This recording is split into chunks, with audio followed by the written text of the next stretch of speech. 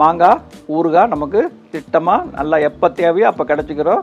இதே மாதிரி செஞ்சு பாருங்கள். நம்ம 2 கடுகும் சேர்த்து வறுக்கிறோம். வெள்ளை கடுகு 150 கிராமு, இப்போ இந்த கடுகு 350 கிராம். அதையே நம்ம இந்த வெள்ளை கடுகோட சேர்த்து கொட்டிக்கிறோம். சோம்பு, வெந்தயம், கடுகு எல்லாம் வச்சுருக்கோம்ல அதோட சேர்த்து கொட்டிக்கிறோம். பூண்டை வறுக்கிறதுக்காக கொஞ்சம் எண்ணெய் ஊற்றிருக்கா. ரொம்ப கருக விடாமல் எடுத்துடணும். நம்ம கொஞ்சம் கொஞ்சமாக அரைச்சிக்கலாம்.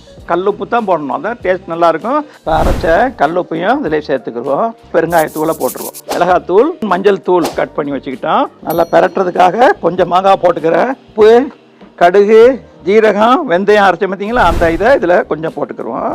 எண்ணெயில் போட்டு வச்சோம் பாருங்கள். மஞ்சத்தூள், மிளகாத்தூள் எல்லாம் அதை ஒரு கரண்டி எடுத்து இதில் ஊற்றிக்கிறோம். இந்த பூண்டு வறுத்தம் பார்த்தீங்களா அதில் கொஞ்சம் சேர்த்துக்கிறோம். இப்போ பாருங்கள், நல்லா அடியில் போகிற அளவுக்கு நல்லா மசாலா எண்ணெய் எல்லாம் உள்ளே போய் ஒன்றா பிரண்டு வரணும். இது இன்னொன்று, இது எப்படின்னா இந்த மாங்காய் இருக்குது பார்த்தீங்களா, வெறும் மாங்காவை பாருங்கள் பொடிசாக நறுக்கி உப்பு கிப்பு எதுவுமே போடலை, அப்படியே டைரெக்டாக வெயிலில் காய போட்டு கொஞ்சம் லைட்டாக எண்ணெய் ஊற்றி லைட்டாக பிரட்டி வச்சுருக்கோம். அதுவும் நல்லா காஞ்சிருச்சு, எந்த வித ஈர சத்தும் கிடையாது. இப்போ இதுவும் அதே மாதிரி ஊறுகாய் நீங்கள் போட்டுக்கலாம். பாருங்கள், அதே மசாலா அதே எண்ணெய் கலவையை இந்த காஞ்ச இந்த ஊறுகாய்க்கு இதுக்கும் ஊற்றிக்கிறோம். இது 3வது முறை. 4 பக்கமும் இப்படி அகத்தி உப்பு போட்டு, இது அடகு மாங்கான்னு சொல்லுவாங்க, அந்த காலத்து முறை. இதே மாதிரி எல்லா மாங்காவும் இதே மாதிரி போட்டு வச்சிடணும். எடுத்து அப்படியே வளர விடணும், வெயிலில் காய வைக்கணும்.